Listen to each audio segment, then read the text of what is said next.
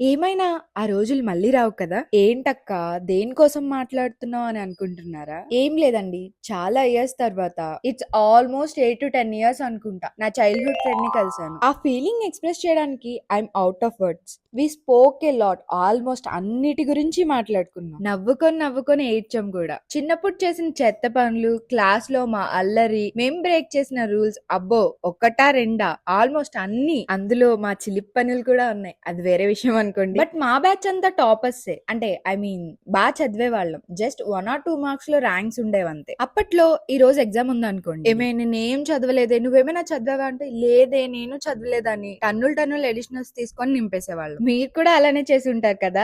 I know. అప్పుడెప్పుడు అమావాస్యకి అనుకుంటా get together అనుకుని ఒక గ్రూప్ కూడా క్రియేట్ చేసి గెట్ టుగెదర్ మాట దేవుడరుగు, కానీ ఇప్పుడు ఆ గ్రూప్ లో పెళ్లి కార్డ్స్, పిల్లల బారసాల గురించి పింక్ చేసుకుంటున్నాం. బట్ నిజంగా ఏ వెల్ స్పెంట్ ఈవినింగ్ అనుకోండి. Thanks Geetha for coming. ఒక్కసారి నా చైల్డ్‌హుడ్ మెమరీస్ అన్ని అలా ఫ్లాష్ అయ్యాయి తన్ని కలవడం వల్ల. ఇంతకీ మీలో ఎవరైనా జంగారెడ్డిగూడెం త్రివేణి స్కూల్లో చదివారా? చదివితే డూ కామెంట్.